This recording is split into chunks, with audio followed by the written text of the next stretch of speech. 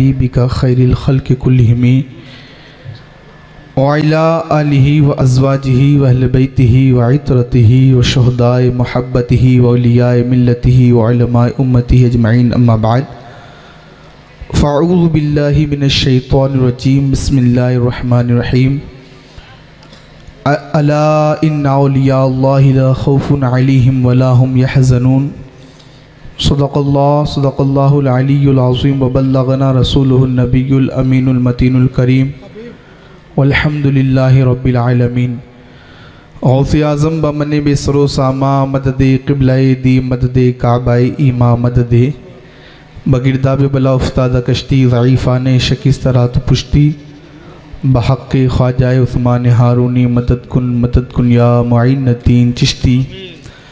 ऐ अशरफ़ ज़माना ज़माना मदद नुमा दरहाए बस्तराज़े कलीदे करम कुशा सरवरा शाहा करीमा दस्तगीरा अशरफ़ा हुर्मत रूह पैगंबर यक नज़र कुन सुए माँ। आइए सबसे पहले बारगाह रिसालत माब सल्लल्लाहु अलैहि वसल्लम में अपनी अक़ीदतों का खिराज पेश करें। पढ़ें बावाज़ बुलंद दुरूद पाक अल्लाहुम्मा सल्लि अला मुहम्मदिन सल्लल्लाहु अलैहि वसल्लम सय्यदना मौलाना मुहम्मदिन मअदनिल जूदि वल करम व आलिहि व बारिक वसल्लम सलातन सलामुन अलैका या रसूलल्लाह व सल्लम अलैका या हबीबल्लाह।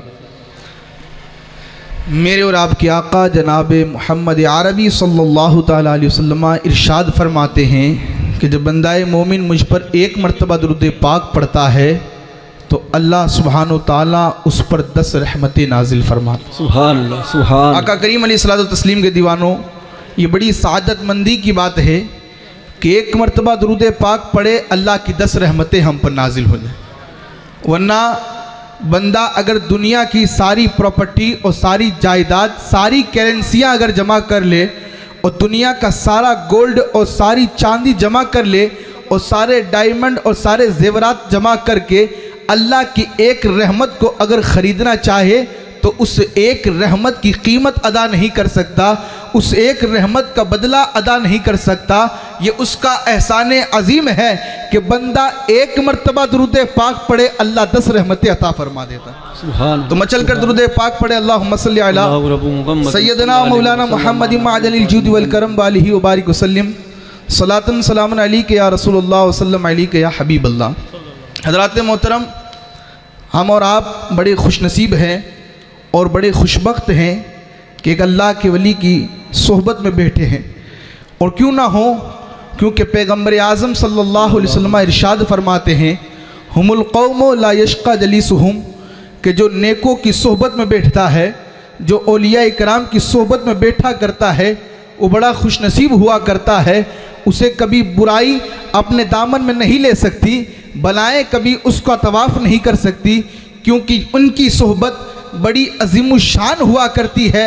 और सरकार फ़ारूक़ आज़म रज़ी अल्लाह ताला अन्हु ख़ुद इरशाद फरमाते हैं कि मुझे दुनिया में अगर सबसे ज़्यादा कोई चीज़ पसंद है तो अल्लाह के वली की सोहबत पसंद है। सुभान अल्लाह। पता चला कि औलिया इकराम की सोहबत जिसे मिल जाया करती है उसके वारे नियारे हो जाया करते हैं।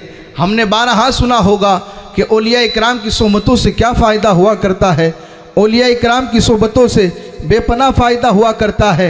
ये औलिया अल्लाह हैं जो जीते जी भी तबलीग किया करते हैं और जब अपनी कब्र में जाकर आराम फरमा होते हैं तब भी इनकी तबलीग का सिलसिला जारी रहता है। आज भी औलिया इकराम अपने मज़ारात के अंदर आराम फरमा होने के बावजूद हज़ारों करोड़ों अहले सुन्नत वल जमात को मसलके हक्का बनाम मसलके आला हज़रत से जोड़े हुए हैं, क्योंकि जो औलिया इकराम की दिल में मोहब्बत रखता है वही तो मसलके आला हज़रत वाला है। जो औलिया इकराम से जुड़ा रहता है वही तो मसलके इमाम आज़म वाला है। जो औलिया इकराम से वाबस्ता रहता है वही मसलक सहाबा इकराम का है। आकाए कौन मक्का सल्लल्लाहु अलैहि वसल्लम के दुनिया दीवानों, इस दुनिया का वाहिद मसलक और वाहिद मजहब मजहब अहले सुन्नत वल जमात है जो औलिया इकराम से हमारे दिलों को वाबस्ता करता है और औलिया इकराम की मोहब्बत हमारे सीनों में जागुज़ी करता है। एक एक सुन्नी का दिल इतना बड़ा हुआ करता है कि उसके दिल के अंदर जहां मोहब्बत रसूल का समंदर मौजूद होता है वहीं उसके दिल के अंदर सहाबा इकराम का अदब व एहतराम भी होता है। वहीं उसके दिल के अंदर इतरत रसूलुल्लाह का अदब व एहतराम होता है, वहीं उसके दिल के अंदर आले रसूल का भी अदब व एहतराम हुआ करता है। एक सुन्नी जहाँ इतने अकाबिरीन से मोहब्बत करता है, वहीं उसके दिल के अंदर गौसे पाक की मोहब्बत भी हुआ करती है, गरीब नवाज की मोहब्बत भी हुआ करती है, साबिर पाक की मोहब्बत भी हुआ करती है, निज़ाम पाक की भी मोहब्बत हुआ करती है।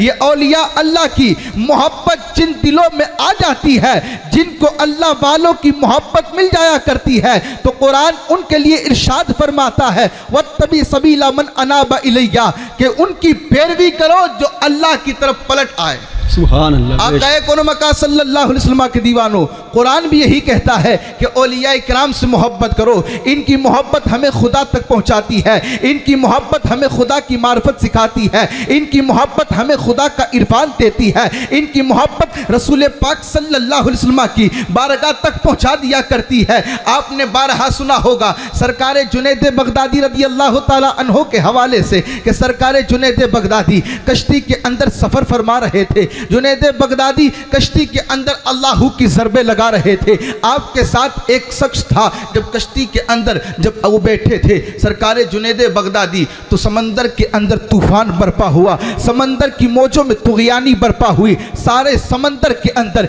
एकदम से भूचाल बरपा हुआ, वो कश्ती हिचकोले खाने लगी, कश्ती डगमगाने लगी। सरकार जुनैद बगदादी तो या अल्लाह की ज़रबे लगा रहे थे, और जो शख्स आपके साथ में था उससे आपने फरमाया कि तू या जुनैद या जुनैद या जुनैद के नारे लगा। वो शख्स या जुनैद कहता तो कश्ती बराबर चलती, और जैसे ही वो भूल कर या अल्लाह कहता तो कश्ती हिचकोले खाने लग जाती। वो परेशान था कि अल्लाह का नाम लेता हो तो कश्ती हिचकोले खाती है, और जुनैद का नाम लेता हो तो कश्ती उस्तवार हो जाती है। आखिर मामला क्या है? तो सरकार जुनैद बगदादी रहमतुल्लाह ताला अलैह ने फरमाया कि पहले जुनैद तक अपनी रसाई तो कर लो, फिर खुदा को पुकारना तो खुदा की नुसरतें तुम्हारे साथ होगी, खुदा की रहमतें तुम्हारे साथ होगी। गोया कि इस वाक़ये को इस तरह समझा जाए कि डायरेक्ट कोई भी कुरान उठाकर उसकी तिलावत नहीं कर सकता।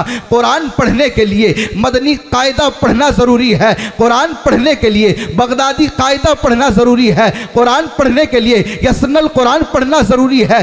जिस तरह कुरान का इल्म हासिल करने के लिए और कुरान की मारिफत हासिल करने के लिए बगदादी कायदा और मदनी कायदे की मारिफत ज़रूरी है, इसी तरह अल्लाह की मारिफत का नूर हासिल करने के लिए औलिया इकराम की मारिफत ज़रूरी है, इनकी मोहब्बत ज़रूरी है, इनका इरफान ज़रूरी है, और इनकी चौखटों से खुदा की मोहब्बतों का पैगाम मिला करता है, इन्हीं की चौखटों से इत्तिहाद का पैगाम मिला करता है, इन्हीं की चौखटों से कौम को एकता का पैगाम मिला करता है। आक़ाए कौन-ए-मका सल्लल्लाहु अलैहि वसल्लम के दीवानों, आज हम औलिया इकराम के मज़ारात पे बैठे हैं, औलिया इकराम के मज़ार पर जाते हैं, उनकी चौखटों पर हाजिर दिया करते हैं, सरकार तना पीर की बारगाह में हाजिर है। मैं आपको एक पैगाम देना चाहता हूँ कि औलिया इकराम के आज हम उर्स मनाते हैं, उनकी चौखटों पर हाजिरी दिया करते हैं। ज़रा हम देखें तो सही, क्या इनकी हमारी मोहब्बत का रिश्ता सिर्फ उर्स में हाजिर हो जाना इसी का नाम मोहब्बत है? नहीं प्यारे,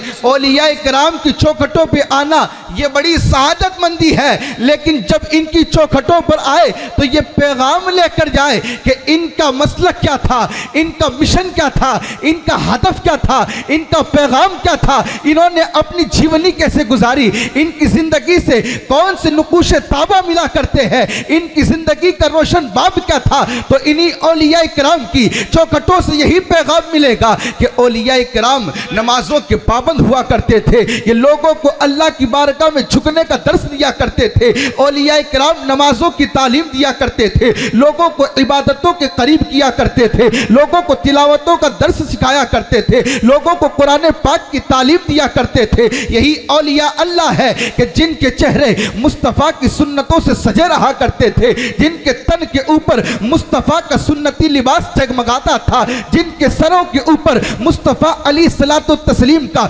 चमकता हुआ अमामा जगमगाता हुआ नजर आता था। पता चला कि औलियाए किराम की पहचान है तो नबी पाक की सुन्नतों से है, रसूल पाक की अहकाम पर अमल करने से है, रसूल पाक की इताअत और फरमा बरदारी करने में है। आकाए कौन मक्का सल्लल्लाहु अलैहि वसल्लम के दीवानों, माफ करना लेकिन अर्ज करता चलूं कि आज मिल्लत का नौजवान, कौम मुस्लिम के नौजवान न जाने किस कदर बेरारवी के शिकार हो चुके हैं। न जाने हमने किन को अपना आइडियल और किन को अपना नमूनाए अमल बना लिया है कि हमारी हेयर स्टाइल देखो तो गैरों जैसी है, हमारा अंदाज़े हयात देखो तो गैरों जैसा है, हमारा तर्ज़े ज़िस्त देखो तो गैरों जैसा है। हमारी ज़िंदगी का एक एक मोड़ अगर खंगाल कर देखा जाए तो उसमें कहीं इस्लामियात का रंग नजर नहीं आता, कहीं उससे औलिया इकराम की मोहब्बतों की खुशबू नजर नहीं आती। आकाए कौन मक्का सल्लल्लाहु अलैहि वसल्लम के दीवानों, आखिर वजह क्या है? वजह यह है कि हमने इस दौर के अंदर सोशल मीडिया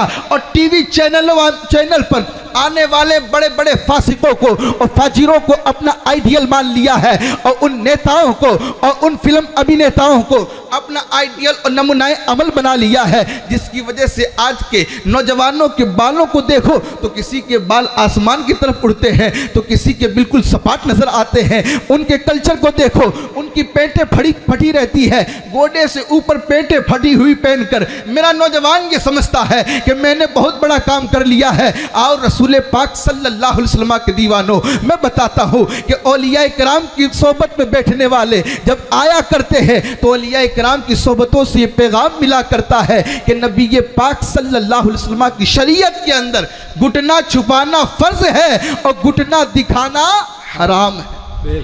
आका करीम सल्लल्लाहु ताला अलैहि वसल्लम के दीवानों, औलियाए किराम का जीते जी पूरी जिंदगी अगर पैगाम और मिशन रहा है तो वो यही है कि हम कुरान की तालीम के करीब आए, अपने दिलों को मुस्तफ़ा करीम सल्लल्लाहु अलैहि वसल्लम की मोहब्बत का मदीना बना ले और हमारा एक एक कदम उठे तो रसूल पाक की सुन्नत के मुताबिक उठे और हमारी ज़िंदगी का नारा लगे तो यही लगे कि कैसे आकाओं का बंदा हूँ रज़ा, बोल बाले हैं मेरी सरकारों के।